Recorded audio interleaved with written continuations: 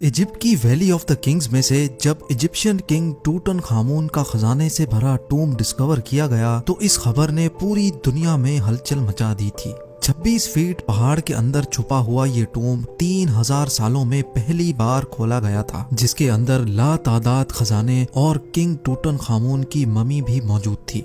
इस टूम में से मिलने वाला सोना बिल्कुल प्योर था और इसका टोटल वजन 1,03,000 तोला सोने के बराबर था, जो तकरीबन एक टोयोटा गाड़ी के वजन के बराबर बनता है। वैसे तो इस टूम से मिलने वाला तमाम खजाना और गोल्ड प्राइसलेस है, लेकिन अगर एक एस्टिमेट लगाया भी जाए तो आज के दौर में इसकी कीमत 5.5 अरब रुपयों के बराबर है। जेम टीवी की वीडियोस में एक बार फिर से खुशामदीद। नाजरीन, ये टूम डिस्कवर होने के बाद आर्कियोलॉजिस्ट ये देखकर परेशान थे कि आज के मॉडर्न दौर में भी इतना ज्यादा सोना पहाड़ों से ढूंढने और निकालने में एक माइनिंग कंपनी को कम से कम भी 10 साल लग जाते हैं। तो आखिर 3000 साल पहले, जब ना ही कोई मशीनरी थी और ना ही कोई टेक्नोलॉजी, तब एंशिएंट इजिप्शियंस ने ये सोना निकाला तो आखिर कैसे और कहां से? फ्रेंच गोल्ड एक्सपर्ट थॉमस फॉशर अपनी टीम के साथ इस मुश्किल तरीन चैलेंज का राज जानने के लिए मैदान में उतर आए।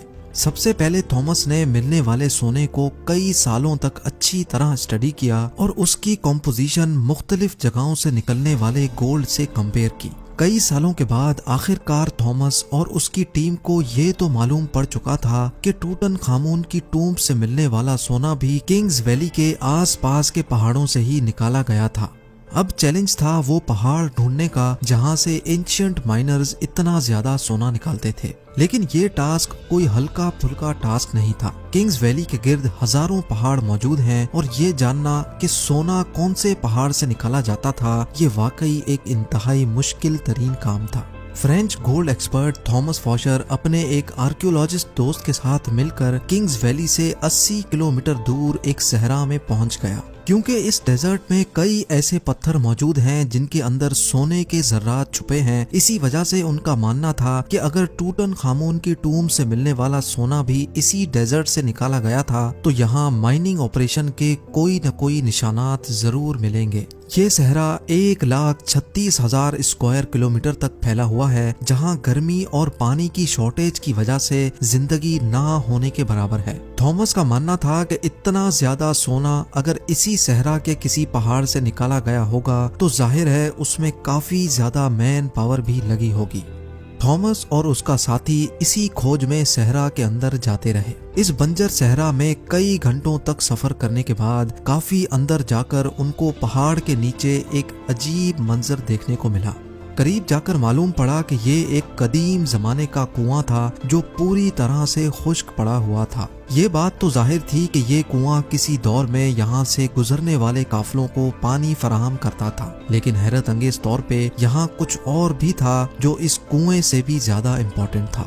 जी हाँ, थॉमस और उसके साथी को यहाँ एक पुराना कमरा भी बना हुआ दिखा जो अंदर से एक इबादतगाह का मंजर पेश कर रहा था। इस कमरे की दीवारों और छत पर काफी मेहनत से पत्थरों पर कार्विंग करके पेंटिंग्स बनाई गई थी। जब इस आर्ट वर्क को गौर से देखा गया तो इसमें एक ऐसा राज छुपा था जिसको देखकर यकीन करना मुश्किल था। थॉमस के साथ आया दोस्त जो कि एक आर्कियोलॉजिस्ट था, उसने बताया कि इस पेंटिंग में वही राज छुपा है जिसकी तलाश में हम लोग निकले हैं।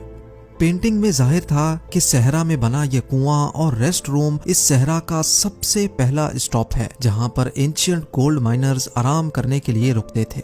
एंशिएंट इंजीनियर्स ने गोल्ड माइन तक जाने के लिए कुओं और रेस्ट एरियाज का एक नेटवर्क बनाया हुआ था। एक अंदाजे के मुताबिक हर एक रेस्ट एरिया 70 से 80 किलोमीटर के फासले पर बना हुआ है और एक रेस्ट एरिया से दूसरे तक पहुंचने के लिए माइनर्स की टीम को कई दिन लग जाते होंगे। जहां इस रेस्ट एरिया से मिलने वाली इंफॉर्मेशन से थॉमस और उसका साथी बहुत खुश भी हुए, वहीं दूसरी तरफ उनको ये भी मालूम पड़ गया था कि ऐसे कई स्टॉप्स तक उनको आगे मजीद ट्रेवल करना है, क्योंकि जिस मंजिल तक पहुंचने के लिए थॉमस कई सालों से इंतजार कर रहा था और वो मंजिल अब बहुत ज्यादा करीब दिख रही थी। इसी वजह से उन्होंने सहरा की गहराई में जाने का फैसला किया। बंजर सहरा में एक के बाद दूसरा रेस्ट एरिया आता गया, लेकिन गोल्ड माइन जैसी कोई चीज नजर नहीं आई। आखिरकार पूरे 2 दिनों के बाद थॉमस को एक पहाड़ के किनारे पड़े ढेर सारे पत्थर दिखाई दिए। देखने में तो ये एक नॉर्मल सीन था, लेकिन थॉमस का मानना था कि ये जगह एंशियंट गोल्ड माइनर्स का कैंप लगती है। और हुआ भी कुछ ऐसा ही। जी हाँ, इस जगह पर पत्थरों से बने कुछ ऐसे टूल्स मिले जिनकी मदद से पत्थरों को तोड़कर उनके अंदर से सोना निकाला जाता था। ये पत्थर जो दिखने में एक नॉर्मल पत्थर लगता है, इसको इस टूल की मदद से तोड़कर क्रश किया जाता था और फिर उस क्रश में से सोने के जर्रात अलग किए जाते थे। जब इस जगह मजीद सर्चिंग की गई तो यहाँ गोल्ड माइनिंग के कई टूल्स जमीन पर पड़े दिखाई दिए।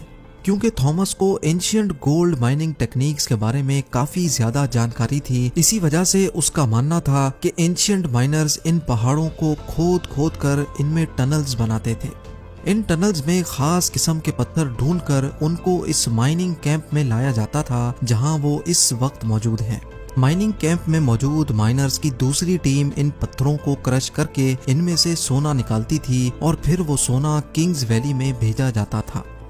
थॉमस को एक एंशियंट गोल्ड माइनिंग कैंप तो मिल चुका था, लेकिन अफसोस इस बात का था कि जिन टनल्स की वो बात कर रहा था, ऐसा एक भी टनल उसको दिखाई नहीं दिया। शायद हजारों साल पहले खोदे गए टनल्स कमजोर थे और अर्थक्वेक्स की वजह से कोलैप्स हो चुके थे। एक्सपर्ट्स का मानना है कि गोल्ड माइनिंग का ये तरीका बहुत ही ज्यादा मुश्किल है। अगर उस दौर में 100 लोग एक हफ्ते तक गोल्ड माइनिंग का काम करते होंगे तो उसमें से वो सिर्फ 1 स्पून गोल्ड का इकट्ठा कर सकते होंगे। यानी ये कहना बिल्कुल भी गलत नहीं होगा कि टूटनखामुन की टूम से मिलने वाला गोल्ड माइन करने में हजारों एंशियंट माइनर्स एक ही वक्त में काम करते थे, लेकिन फिर भी उनको ये टास्क कंप्लीट करने में कई साल लगे होंगे। माइन किया गया सोना छोटे छोटे जर्रात की फॉर्म में किंग्स वैली में भेजा जाता था, जहां पर एक अलग टीम उनको मुख्तलिफ शेप्स में डालती थी, जिसमें टूटनखामुन का death mask, coffin, statues, jewellery, chairs और गोल्ड चैरियट भी शामिल था। 1922 में जब हॉवर्ड कार्टर ने ये टूम डिस्कवर किया था, तब उसमें 5000 मुख्तलिफ किस्म की चीजें मौजूद थीं। इन तमाम चीजों का कैटलॉग बनाने में ही ब्रिटिश आर्कियोलॉजिस्ट को पूरे 10 साल लग गए थे। उम्मीद है ज़ेम टीवी की ये वीडियो भी आप लोग भरपूर लाइक और शेयर करेंगे। आप लोगों के प्यार भरे कमेंट्स का बेहद शुक्रिया। मिलते हैं अगली शानदार वीडियो में।